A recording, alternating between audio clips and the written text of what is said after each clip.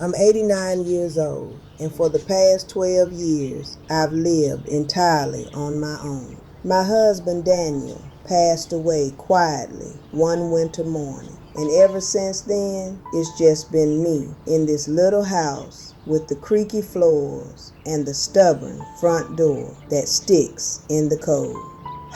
When it first happened, everyone had something to say. Margaret, you can't stay here alone. You should move in with your son. You'll be so lonely. They meant well, of course.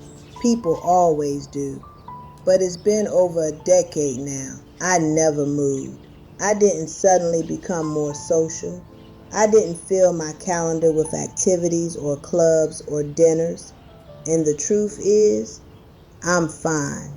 Not pretending, not coping, not managing. I mean truly fine. I'm not lonely. I haven't been. Not in the way people imagine. And I know I'm not the only one like this. There are many of us. People who live quietly, who enjoy their own space, who don't crave constant company, but somehow we're made to feel like we're doing life incorrectly, as if silence is something to fix. So I thought I'd share a few things I've learned. Not advice exactly, just observations. 5 small lessons that made living alone not just bearable, but meaningful. The first thing, and this matters more than anything, is understanding that being alone and being lonely are not the same thing. People confuse them all the time. You can spend an entire day by yourself and feel peaceful, steady, even content. And you can also sit at a crowded table, surrounded by voices and laughter, and feel completely invisible. Loneliness isn't about numbers. It's not about how many people you see or how often your phone rings. It's about whether you feel connected in a way that actually reaches you. For me, that connection doesn't come from constant interaction. It comes in small, steady doses. My son Peter calls me every Wednesday evening. We talk for maybe 25 minutes, sometimes less. We don't discuss anything particularly profound, just his work, the weather, what I've been reading. But it's real. It's enough. Some people need daily conversation. Others need full households. There's nothing wrong with that, but don't assume you need it too, just because it's what you see around you. You might need far less than you've been told. The second thing I've learned is the importance of routine. When you live with other people, your day naturally takes shape. Meals happen at certain times. There are shared habits, shared rhythms, small interruptions that give the day texture. When you're alone, none of that exists unless you create it. And if you don't, the days can blur together in a way that feels unsteady.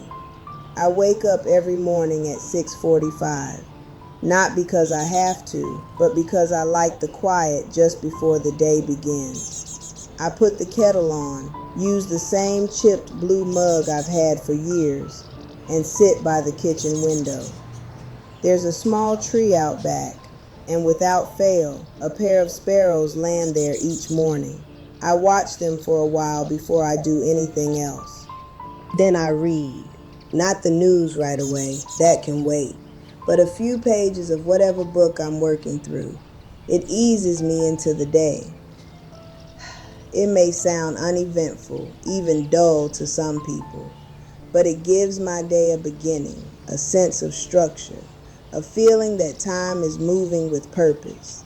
When Daniel was alive, we had dinner at 6 sharp every evening. He believed meals should be predictable. After he passed, I realized something surprising. I didn't actually feel hungry until closer to 8, so I changed it. That small adjustment felt like reclaiming something. Not in a dramatic way, just a quiet acknowledgement that my life could now follow my own rhythm. Living alone gives you that freedom, and that freedom, if you use it well, can feel like peace. The third thing is having something that depends on you. For me, it's a dog. His name is Walter, and he's a stubborn little terrier with far more personality than sense. He expects his walk every morning at exactly 8:15. And if I'm late, he lets me know by sitting directly in my path and refusing to move. It doesn't have to be a pet though. It could be a garden, a few plants on a windowsill, even something as simple as feeding birds outside your window.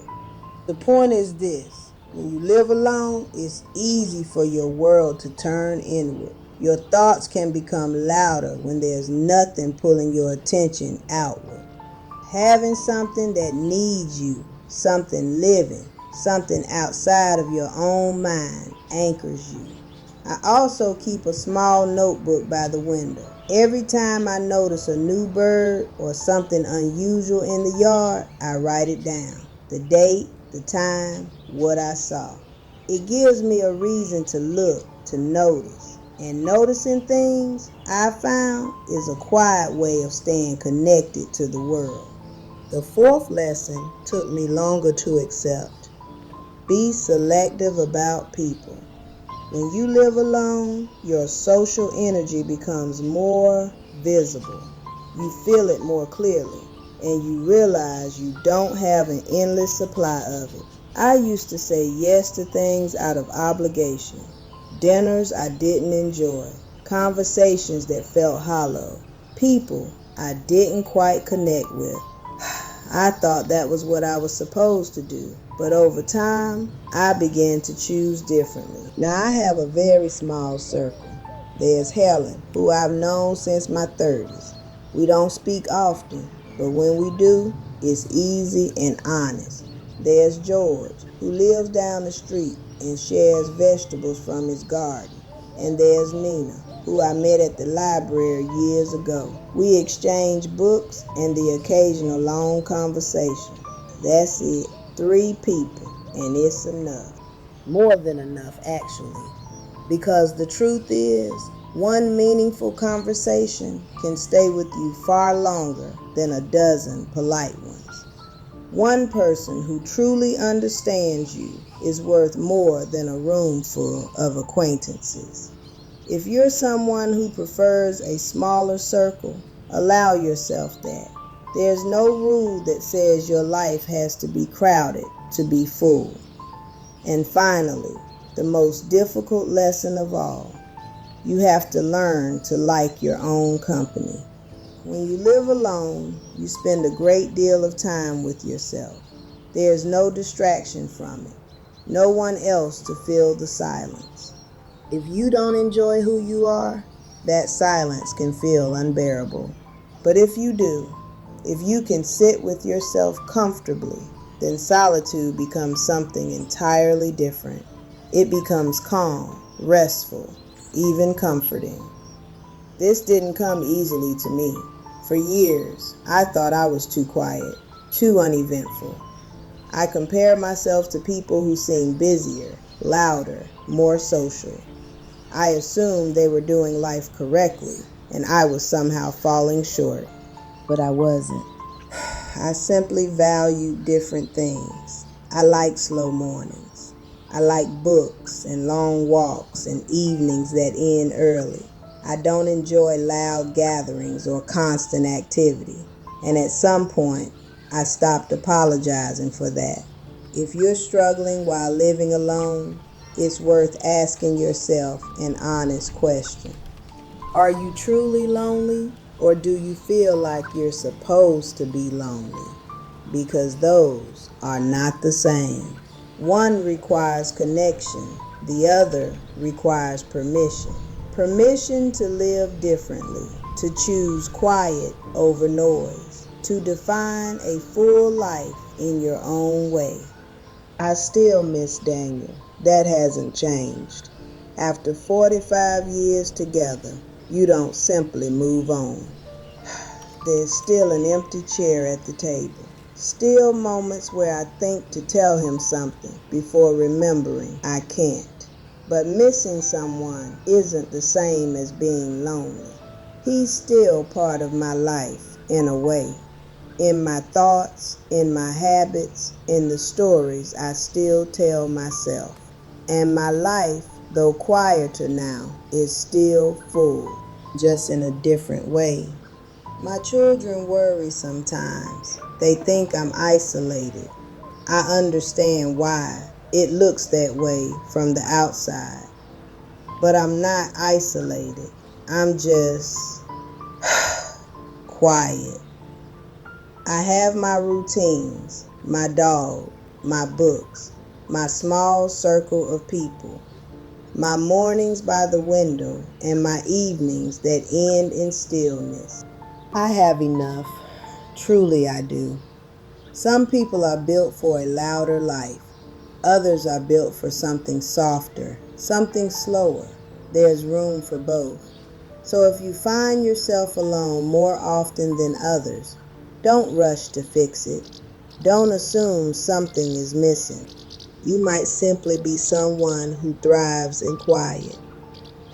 And quiet, if you let it be, can hold a very good life. Those are my 5 lessons. Understand the difference between being alone and being lonely. Create structure in your days. Care for something beyond yourself. Choose your people wisely. And most importantly, make peace with who you are. That's all I have to say. Now, if you excuse me, Walter is already waiting by the door, and he's not known for his patience.